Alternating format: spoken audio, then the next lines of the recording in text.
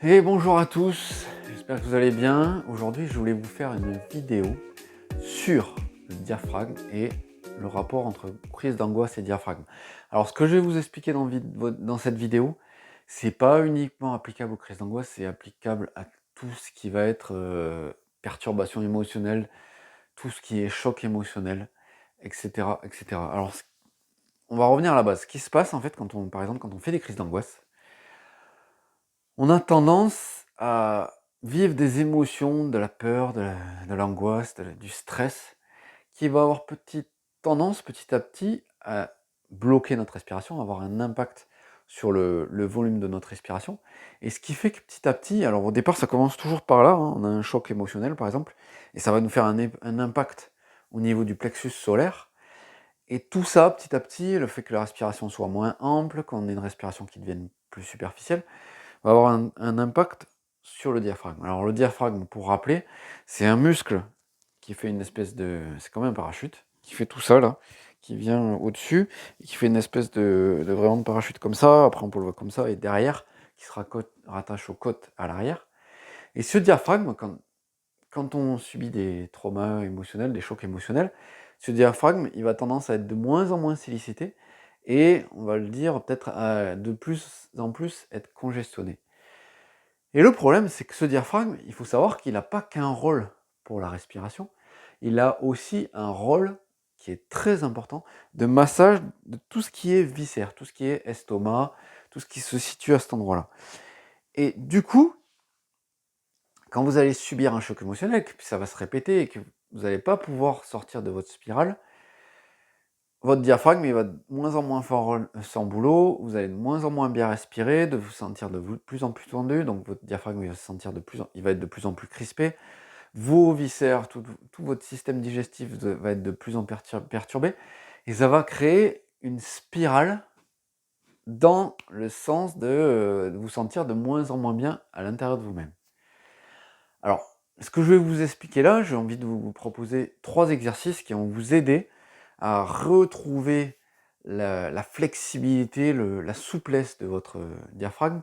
Ces exercices, ils vont aider d'un point de vue conséquence. Par contre, on reste d'accord que derrière, il va falloir travailler la cause, et la cause du trauma, ou la cause du choc émotionnel, ou la cause de la crise d'angoisse, parce que ce que je vais vous proposer ne suffira pas pour vous libérer définitivement. Donc ce que je vous propose, c'est pour vous aider, c'est pas pour vous libérer complètement. Voilà.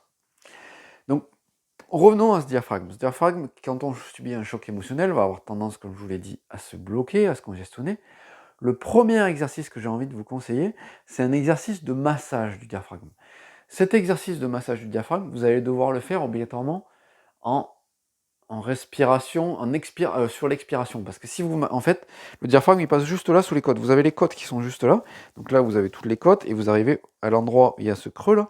Si vous massez le diaphragme en ayant le poumon plein, ça va pas être facile. Donc dans un premier temps, pour venir masser dans cette partie, et ce que je vous conseille, c'est même de le faire allongé, parce que ça va encore plus libérer toute cette partie-là et donc vous permettre de rentrer encore plus les doigts, pardon. Donc dans un premier temps, c'est de faire une expire.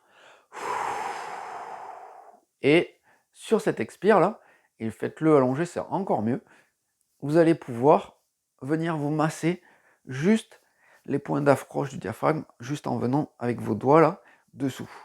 Ça va vous faire énormément de bien. Donc ça, c'est premier exercice, massage de dessous les côtes pour atteindre le diaphragme. Voilà. Donc ça, c'est le premier exercice. Vous allez pouvoir le refaire plusieurs fois, 2-3 fois si vous voulez. Et ça va vraiment vous aider à assouplir votre diaphragme. Voilà. Deuxième exercice que je voulais vous proposer, c'est l'exercice du Noli. Alors c'est un exercice qui est tiré du yoga, qui est aussi utilisé dans la sophrologie. Et là aussi, c'est un exercice qui va vous permettre déjà d'une part de remasser vos viscères et de retrouver la flexibilité de nouveau de ce diaphragme. Donc je vous explique l'exercice. Ce que je vous conseille, c'est carrément de le faire en les yeux fermés et vraiment en conscience de ce qui se passe. Ça va ramener encore plus de force à l'exercice, pardon. Donc on va inspirer, expirer, venir poser les mains sur les genoux, et quand on aura bien expiré, on va faire un espèce de barattage abdominal. Donc c'est vraiment comme ça là. Et ça aussi, ça va amener un travail du diaphragme parce que c'est ce diaphragme qui va permettre aussi ce barattage. Donc deuxième exercice, on inspire, on expire, on vient se poser avec les mains sur les genoux et barattage abdominal. Cet exercice, vous pouvez le trouver sur internet facilement. C'est l'exercice du Noli. Lui aussi, il va vous permettre de retrouver de la souplesse au niveau de votre diaphragme. Et le dernier exercice que je voulais vous proposer, c'est un exercice juste d'expiration. Alors souvent, quand on parle de diaphragme, et je suis pas d'accord avec ça pour l'avoir testé, souvent les gens ils vous disent ah pour assouplir le diaphragme il va falloir inspirer en profondeur. Je suis désolé, quand on est déjà bloqué au niveau du diaphragme, inspirer comme ça va avoir peu d'impact. Par contre, il y a un exercice qui est très puissant à l'inverse pour récupérer la souplesse du diaphragme, c'est de faire une expire profonde et laisser l'inspire se faire. Donc je vous explique, ça fait et vraiment, quand vous faites cette expire profonde, n'hésitez pas à vous pencher en avant pour vraiment libérer, vider les poumons. Et ça aussi, ça va permettre de réagir sur le diaphragme. Et par contre, à l'inspire, vous laissez l'inspire se faire. Quand vous êtes vraiment vide, et là, vous laissez l'inspire se faire. Et on le fait, on peut le faire sur 2-3 respirations.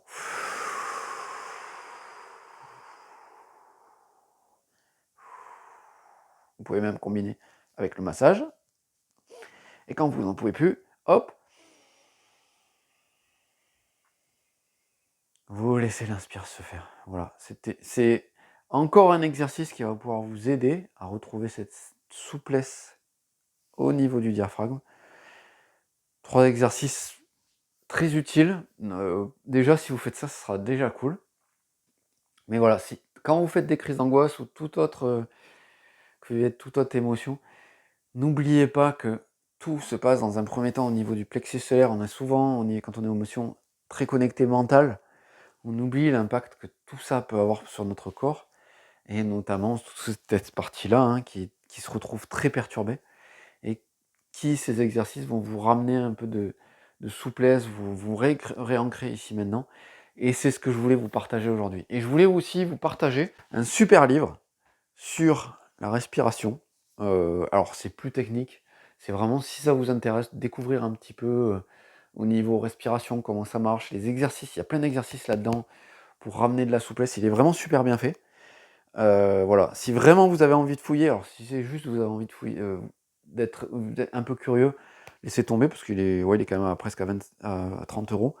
Mais si vraiment ça vous intéresse, si vous êtes vraiment intéressé par la respiration et de comment ça marche et de comment vous pouvez agir dessus, voilà, un super livre, Respiration de Blandine Calais-Germain, je vous le conseille.